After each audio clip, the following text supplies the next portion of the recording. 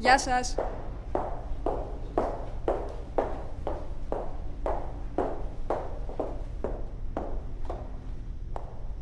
Δεν νομίζω να είχε αντίρρηση να του ταρακουνούσαμε λίγο τη βαριεστημένη του διάθεση. Ωραία. Ενδιαφέρεται περισσότερο για αυτό που εμείς μιμούμαστε παρά για εμάς τους ίδιους. Μα πώς μπορούμε να μιμούμαστε ένα συμβάν χωρίς να κινητοποιούμε τα αισθήματα και τα πάθη μας?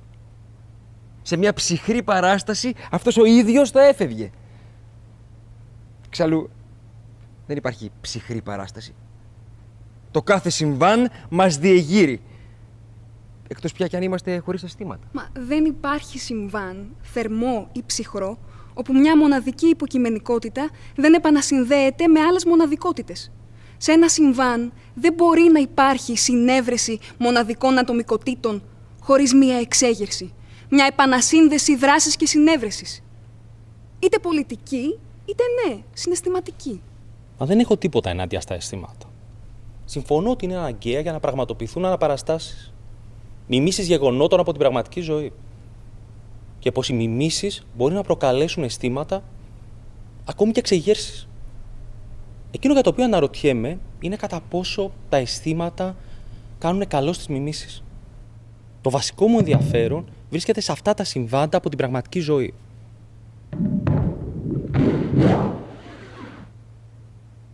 Θέλω λοιπόν να τονίσω ότι αισθάνομαι εισβολέας και παρήσακτος μέσα σε αυτό το κτίριο.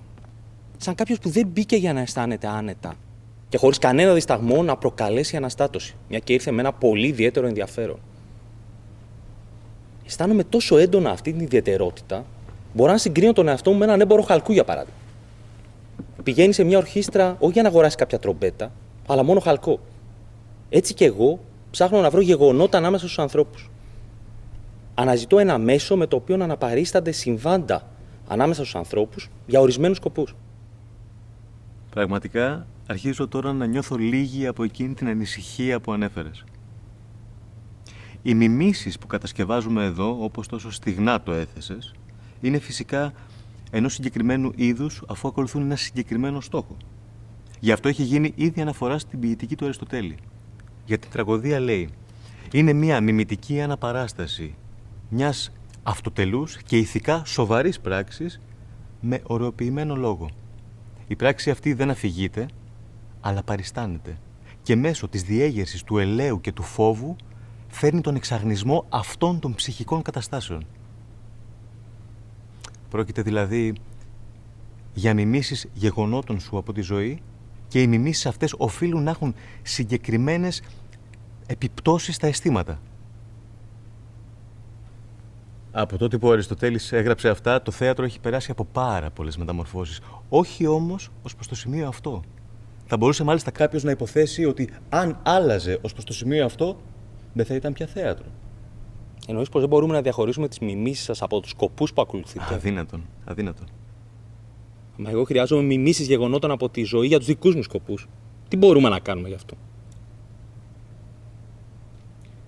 Ξέρεις, μιμήσεις ξεκομμένες από το σκοπό τους δεν θα ήταν πλέον θέατρο.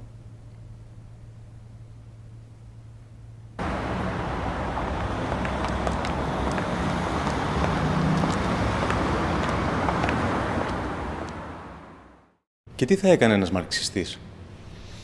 Παρίστανε την περίπτωση ως ιστορική, με αιτίες από την εποχή και συνέπειες στην εποχή. Και το ηθικό ζήτημα? Θα μεταχειριζόταν και το ηθικό ζήτημα ως ιστορικό. Θα παρατηρούσε τη χρησιμότητα και τη λειτουργία ενός συγκεκριμένου ηθικού συστήματος μέσα σε ένα συγκεκριμένο κοινωνικό καθεστώς και συνέχεια θα έφτιαχνε την αλληλουχία των γεγονότων ώστε να το αποσαφηνίσει. Παρ' όλα αυτά, νομίζω πως θα ήταν δύσκολο να δημιουργήσεις αυτή την καινούρια μέθοδο αναπαράστασης είτε από τα παλιά θεατρικά έργα που στην πραγματικότητα χρησιμοποιούν μερικές αναμνήσεις και υπενιγμούς από την πραγματική ζωή, είτε από τα νατουραλιστικά έργα. Θα μπορούσαμε ίσως να μελετήσουμε σε βάθος κάτι τέτοιο, σαν να ήταν πραγματικές δίκες από τα δικαστικά χρονικά, ή να δημιουργήσουμε δικές μας διασκευές από γνωστά μυθιστορήματα, ή να αναπαραστήσουμε ιστορικά γεγονότα όπως κάνουν οι καρικατουρίστες, σαν να ήταν καθημερινά. Εμείς οι ηθοποιοί εξαρτιόμαστε απόλυτα από τα έργα που μας δίνονται να παίξουμε. Δεν βλέπουμε απλώς τα γεγονότα σου και προσπαθούμε να τα μιμηθούμε στη συνέχεια. Θα πρέπει λοιπόν να περιμένουμε να γραφτούν καινούργια έργα. Έργα που θα καθιστούν εφικτό το είδος των παραστάσεων που εσύ επιθυμείς. Αυτό μπορεί να σημαίνει πως θα περιμένετε για πάντα.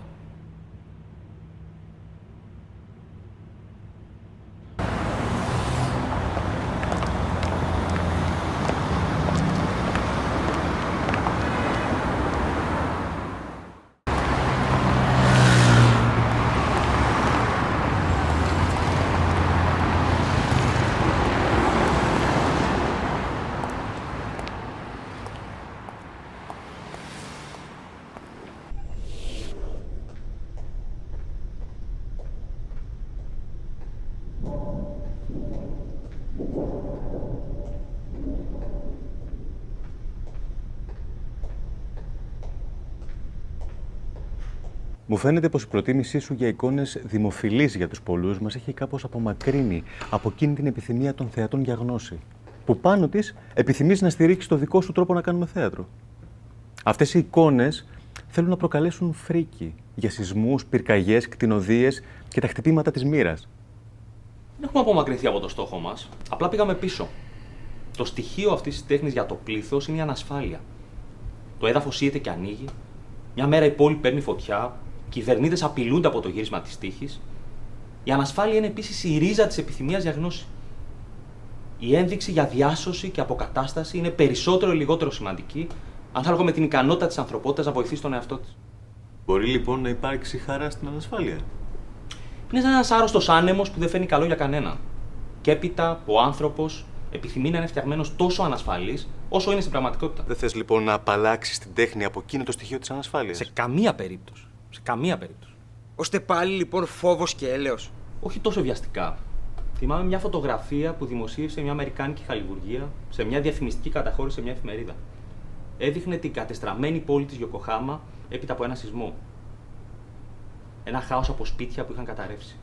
Ανάμεσά τους όμως υψωνόταν ένα-δύο ψηλά κτίρια από μπετόν. Από κάτω ήταν γραμμένο Still stood. Ο χάλιβας παρέμεινε σταθερός. Αυτό είναι ωραίο. Τέτοια κοινωνία έχουμε οικοδομήσει. Τόσο προετοιμασμένη για ένα συμβάν. Γιατί γελάτε? Επειδή είναι ωραίο. Αυτή η φωτογραφία έδωσε μια σαφή υπόδειξη στην τέχνη.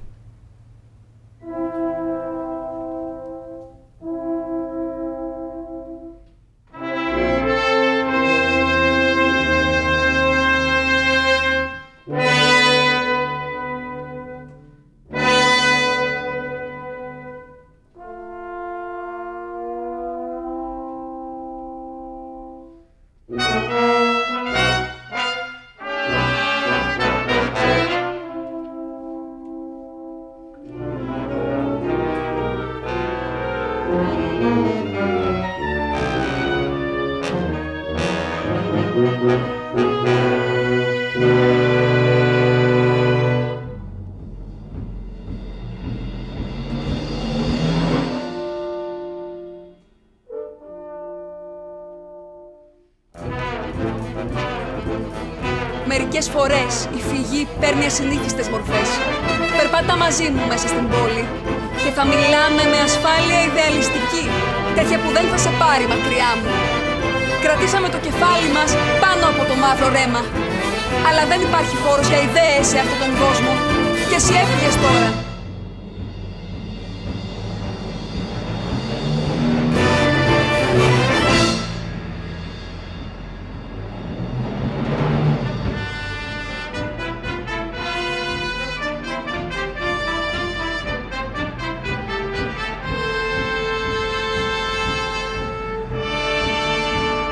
Και πιστεύεις ότι οι επιθυμίες μας ακόμα και ναι, μάλλον ήταν αυτές που μας τραβήξανε μακριά.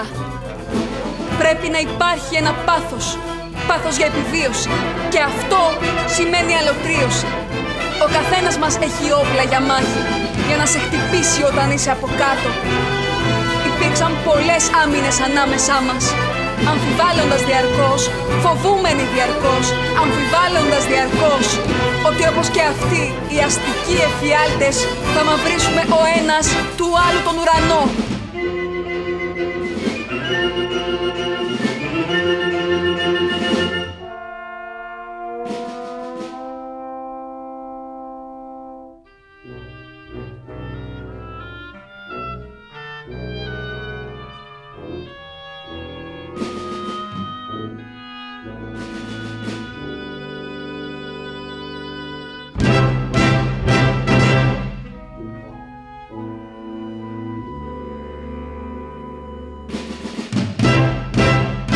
Προσέξτε μάλιστα τη διαφορά ανάμεσα στο δυνατό και βάναυσο, χαλαρό και μαλθακό, γρήγορο και βιαστικό, εφάνταστο και αφηρημένο, προσχεδιασμένο και σκαρωμένο, ευαίσθητο και συναισθηματικό, αντιφατικό και ασυνάρτητο, σαφές και μονοσήμαντο, χρήσιμο και επικερδές, περιπαθές και πομπόδες, τελετουργικό και ιερατικό, τρυφερό και αδύναμο, παθιασμένο και ανεξέλεγκτο, φυσικό και τυχαίο. Από τη σκοπιά της τέχνης, μπορούμε να ισχυριστούμε ότι έχουμε διανύσει την ακόλουθη πορεία.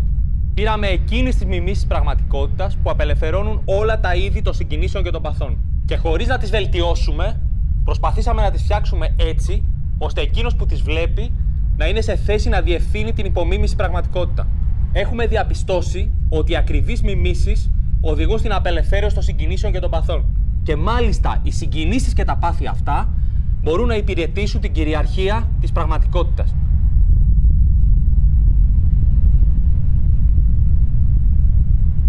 Βασικά, δεν είναι πλέον περίεργο ότι η τέχνη παραλίγο να καταστραφεί όταν έβαλε σε εφαρμογή τα νέα της καθήκοντα, δηλαδή την κατάρριψη των προκαταλήψεων του κόσμου σχετικά με την κοινωνική συμβίωση των ανθρώπων. Σήμερα καταλαβαίνουμε ότι αυτό συνέβη γιατί η τέχνη καταπιάστηκε με τα νέα της καθήκοντα χωρίς να εγκαταλείψει μια προκατάληψη που αφορούσε τον ίδιο του τον εαυτό.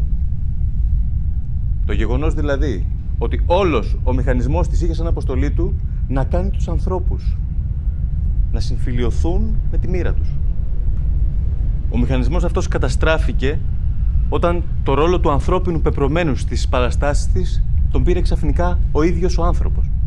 Με λίγα λόγια, ήθελε με να προάγει τα νέα της καθήκοντα, παραμένοντας ωστόσο η παλιά τέχνη.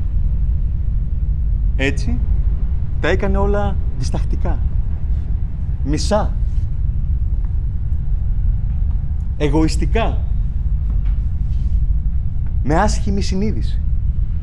Αλλά δεν υπάρχει τίποτα που να ταιριάζει λιγότερο στην τέχνη.